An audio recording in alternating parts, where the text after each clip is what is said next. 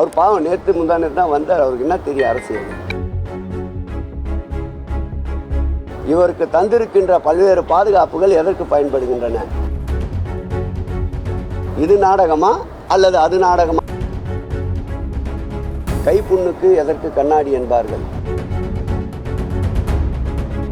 தப்பித்தோம் பிழைத்தோம் என்று சட்டமன்றத்திற்கு வந்தாலே அருதி.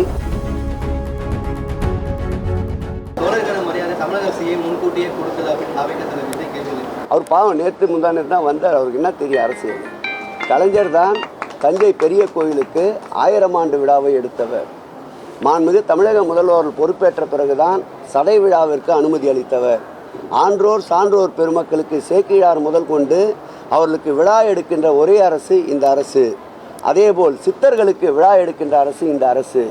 ஆகவே அறியாமையில் பேசுகின்ற விஜய்க்கெல்லாம் பதில் கூறிக்கொண்டிருப்பதற்கு நேரம் பத்தவில்லை. அது பாஜக வேண்டுமென்றால் அந்த நாடகத்திற்கு இவர் துணை போகலாம். இவருக்கு தந்திருக்கின்ற பல்வேறு பாதுகாப்புகள் எதற்கு பயன்படுகின்றன? இது நாடகமா அல்லது அது நாடகமா என்பதை உங்களின் முடிவுக்கே விட்டு விடுகிறேன். முதலமைச்சர் ஆவதற்கு எல்லா தகுதியும் அவருக்கு இருக்கு அப்படின்னு டிடிவி தினகரன் சொல்றாரு.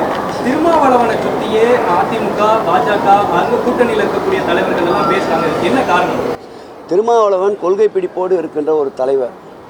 எந்த சூழல் வந்தாலும் அண்ணனாக நேசிக்கின்ற எங்கள் தலைவர் தளபதியை விட்டு அவர் அகலமாட்டார். டிடிவி தினகரன் கடந்த காலங்களில் அவர்தான் முதல்வர் என்று சுற்றி கொண்டிருந்தார். அதிலிருந்து பின்வாங்கியதற்கு வாழ்த்துக்கள்.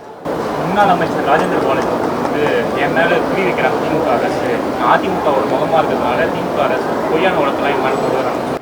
நீதிமன்றத்தில் இருக்கின்ற ஒரு வழக்கு மடியிலே கனமில்லை என்றால் வழியிலே பயம் இருக்காது. நீதிமன்ற நெடிய படிக்கட்டில் ஏறி அவர் நிரபராதி என்று நிரூபிக்கட்டும். அவர் கோரிய அனைத்து இடங்களிலும் அவருக்கு ஜாமீன் மறுக்கப்பட்டது. கடைசியாக அவர் உச்ச நீதிமன்றத்துக்கு சென்றுதான் ஜாமீன் பெற வேண்டிய சூழ்நிலை. ஆகவே அவர் மீது சுமத்தப்பட்ட வழக்கில் நியாயமான குற்ற முகாந்திரம் இருப்பதால் தான் எளிதில் அவருக்கு ஜாமீன் கூட கிடைக்கவில்லை. அதிமுக பாஜக வெற்றி பெறும் முதலமைச்சர் திமுக கூட்டணி அதாவது கைப்புண்ணுக்கு எதற்கு கண்ணாடி என்பார்கள்.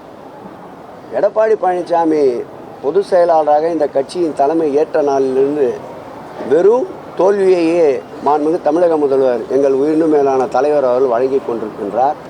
இந்த முறை அறைகோவல் இடுகின்ற அதிமுக பாஜக கூட்டணி தலைவர்கள் தப்பித்தோம் பிழைத்தோம் என்று சட்டமன்றத்திற்கு வந்தாலே அருதி. அப்படி இருக்கின்ற நிலையில் 200 அவர்களுக்கு நிச்சயமில்லை. 200 என்பது திராவிட முன்னேற்ற கழகத்தினுடைய கொள்கை. 200 என்பது நிச்சயம். 234 என்பது லட்சியம்.